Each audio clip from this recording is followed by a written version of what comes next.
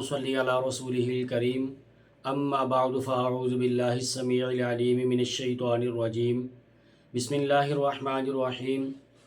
ان بطش ربك لشدید صدق اللہ العظیم۔ انتہائی واجب الاحترام سامعین گرامی، اللہ تبارک و تعالیٰ نے قرآن مقدس میں یہ بات ارشاد فرمائی،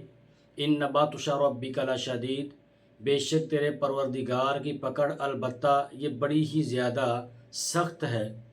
آج کی نشست میں آپ احباب کے سامنے سیدنا امام علی مقام امام حسین رضی اللہ تعالی عنہ کو شہید کرنے میں جو لوگ سر فہرست اور سرکردہ تھے، اللہ تبارک و تعالیٰ نے ان لوگوں کو دنیا میں کیا سزا دی تھی،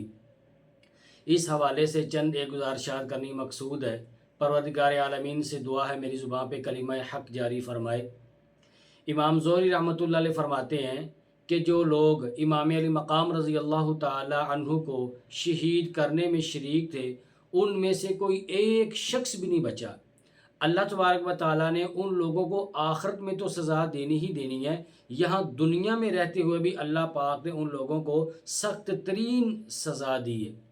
بعض لوگ ایسے تھے کہ جن کا چہرہ سیاہ ہو چکا تھا، اور بعض لوگ ایسے تھے کہ جن کی شکل مسخ ہو چکی تھی، اور بعض لوگ ایسے تھے کہ جن کو بڑی دردناک اور اذیت والی موت اس دنیا میں رہتے ہوئے ان کو مل چکی تھی۔ ابن زیاد، جس نے سیدنا امام علی مقام امام حسین رضی اللہ تعالی عنہ کے سر اقدس اور آپ کے مبارک وہ لب جن لبوں کے اوپر نبی پاک صلی اللہ علیہ وآلہ وسلم نے 20 مرتبہ بوسے دیے تھے، اپنی چھڑی کے ساتھ آپ کا سر مبارک اور آپ کے مبارک ہونٹوں کی جو گستاخی کرنے کی اس نے کوشش کی تھی، اللہ تبارک و تعالیٰ نے اس طرح سے بدلہ لیا کہ چند سال ہی ابھی گزرے تھے کہ ابراہیم بن اشتر کے ہاتھوں سے یہ عبید اللہ بن زیاد بدبخت آدمی یہ قتل ہوا۔ مختار بن ابی عبید ثقفی نے ابن زیاد کے ساتھ جنگ کرنے کے لیے ابراہیم بن اشتر کو بھیجا۔ جب ابن زیاد کو قتل کر دیا گیا تو اس کے سر کو اس کے تن سے جدا کر دیا گیا، اور اس کے سر کو اور اس کے جتنے رفقا، اس کے جتنے ساتھی تھے، ان کے سروں کو لایا گیا اور مختار کے سامنے ان سروں کو رکھا گیا۔ وہ ایک پتلا سا سانپ آیا جو ان سروں میں سے یوں گھومتا رہا اور کانٹ چھانٹ کرتا رہا، اور کانٹ چھانٹ کے بعد جب عبید اللہ ابن زیاد کے سر کے اوپر آیا تو اس کے اوپر آتے ہی وہ اس کے منہ میں گھسا۔ منہ میں گھسنے کے بعد یہ ناک کے نتھوں میں سے وہ باہر نکلا، پھر اسی طرح ناک کے نتھوں میں دوبارہ پھر گھسا اور منہ والی سائڈ سے پھر دوبارہ باہر نکلا، اور وہ سانپ اسی طرح کرتا رہا۔ پھر بعد میں کیا ہوا کہ ان تمام کے تمام سروں کو اکٹھا کر کے سیدنا حضرت علی المرتضیٰ شیر خدا رضی اللہ تعالیٰ عنہ آپ کے صاحبزادے محمد بن حنفیہ ان کے پاس، یا پھر سیدنا عبداللہ بن زبیر رضی اللہ تعالی عنہما کے پاس بھیجا، تو ان کے سروں کو مکہ مکرمہ زادہ اللہ شرفہ میں لٹکا دیا گیا، اور ابن اشتر نے ابن زیاد کی لاش اور اس کے ساتھیوں کی جو لاش تھی، ان ساری کی ساری لاشوں کو ایک جگہ پر ڈال کر اس کے اوپر ان کو آگ لگا دی گئی۔ اور اسی طرح علامہ ابن جوزی رحمۃ اللہ علیہ نے نقل کیا ہے کہ جس شخص نے سیدنا امام علی مقام امام حسین رضی اللہ تعالیٰ عنہ کے سر مبارک کو اپنے گھوڑے کی گردن کے اندر لٹکانے کے بعد جو تھا وہ اس کو اس کے پاس عبید اللہ ابن زیاد کے پاس لے کر گیا تھا، کہتے ہیں کہ اس کو دیکھا گیا کہ اس کا منہ کالا سیاہ ہو چکا تھا، جیسے کارتول ہوتا ہے، لک جسے کہتے ہیں، لک سے بھی زیادہ اس کا چہرہ سیاہ ہو چکا تھا۔ اور لوگوں نے اس سے پوچھا کہ بھائی کیا معاملہ ہے، کیا وجہ ہے، تو اہل عرب میں سے حسن کے اعتبار سے بہت ساروں سے بہت زیادہ آگے تھا، لیکن ہم کیا دیکھتے ہیں کہ تیرا چہرہ کالا سیاہ ہو چکا ہے۔ تو وہ آدمی کہنے لگا اصل میں بات یہ ہے کہ جس دن سے میں نے امام علی مقام رضی اللہ تعالیٰ عنہ کے سر مبارک کی گستاخی کی ہے، تو جب بھی مجھے نیند آتی ہے، جب آنکھیں بند کرتا ہوں، جب میں سوتا ہوں،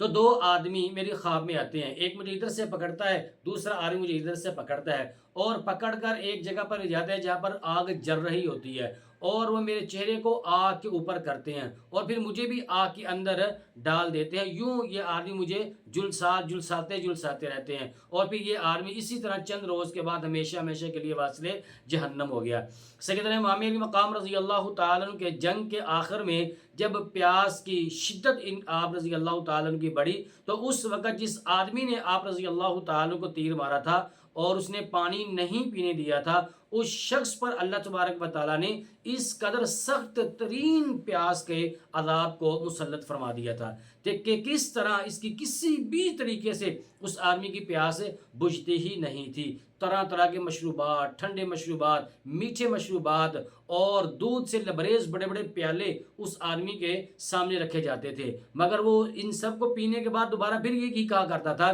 اسقونی قاتلانی الظما، کہتا تھا کہ مجھے پانی پلاؤ، پیاس نے مجھے قتل کر دیا ہے۔ تو اس طرح اس آدمی کو پانی پی کر اس کا پیٹ اس قدر بڑھ چکا تھا کہ پانی پی کر اس آدمی کا پیٹ ہی پھٹ چکا تھا، کہ جس طرح ایک اونٹ کا پیٹ پھٹ جاتا ہے اسی طرح اس بدبخت آدمی کا بھی پیٹ پھٹ چکا تھا۔ اور اسی طرح سیدنا امام علی مقام رضی اللہ تعالی عنہ کے اوپر جن لوگوں نے زمین کو تنگ کر دیا تھا، جن لوگوں نے آپ رضی اللہ تعالی عنہ کو قتل کیا، اللہ پاک نے ان لوگوں کو زمینی اور آسمانی کئی طرح کی آفات اور مصائب کے اندر ان لوگوں کو وہاں پر دھکیل دیا گیا تھا۔ تو واقعہ کربلا کے چند سال کے بعد، 5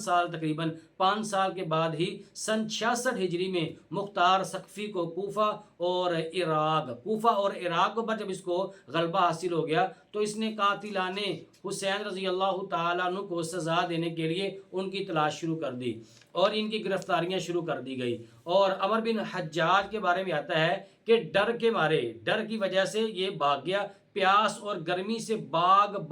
کر پیاس کی وجہ سے یہ شخص بے ہوش ہو کر وہاں پر گر پڑا، بالآخر اس کو پکڑنے کے بعد بھی اس کو بھی ذبح کر دیا گیا۔ اور شمر ذل جوشن، جس نے سیدنا امام علی مقام رضی اللہ تعالی عنہ کے ساتھ بدترین سلوک کیا تھا، سب سے زیادہ بدبخت یہ شخص تھا، اس کو قتل کر دیا۔ اس کو قتل کرنے کے بعد اس کی جو لاش تھی، اس کی لاش کو کتوں کے سامنے پھینک دیا گیا اور کتے اس کی لاش کو کوئی گھسیٹ کر کوئی ادھر لے جاتا تھا، گھسیٹ کر کوئی کتے اس کو ادھر لے جاتے تھے۔ مالک بن بشیر نے سیدنا امام علی مقام رضی اللہ تعالیٰ عنہ کی دستار مبارک کی گستاخی کی تھی، اس کے دونوں ہاتھ، اس کے دونوں پاؤں کو کاٹ کر اس کو بھی میدان میں پھینک دیا گیا اور یہ شخص بھی یوں ہی تڑپ کر ہمیشہ کے لیے واصل جہنم ہوا۔ خالد بن عثمان اور بشر بن شمیت،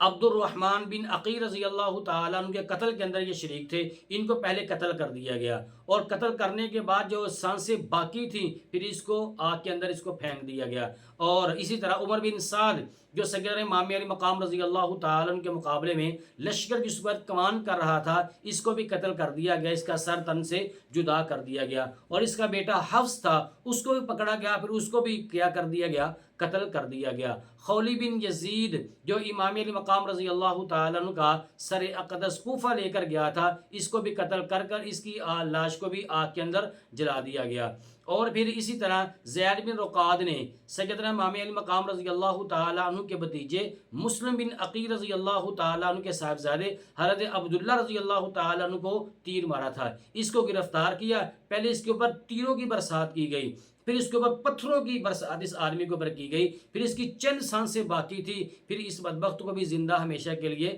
جلا دیا گیا۔ اور اسی طرح قاتلان حسین رضی اللہ تعالیٰ کا عبرت ناک اور بدترین انجام ہوا۔ تو جیسے اللہ پاک نے قرآن کریم میں بات ارشاد فرمائی، کذالک العذاب ولعذاب الآخرۃ اکبر، یعنی عذاب ایسا ہی ہوتا ہے اور آخرت کا عذاب اس سے بھی زیادہ سخت اور بڑا ہے۔ اور اسی طرح جو یزید تھا، یزید بھی دردناک قسم کی موت اس کو ملی، اس کو پیٹ کے اندر ایسی بیماری پڑ گئی تھی کہ جو اس کو کوئی کسی طرح سکون چین نہیں اس کو ملتا تھا، یہ ہر وقت بے قرار رہتا تھا، اس کی آنتیں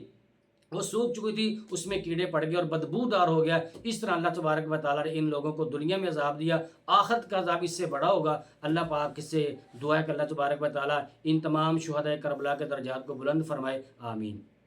وہ راتوں کو خلوت سے معمور سجدے، وہ لمبی رکعتوں سے مسحور سجدے، وہ سجدے محافظ مددگار سجدے، غموں کے مقابل عطردار سجدے۔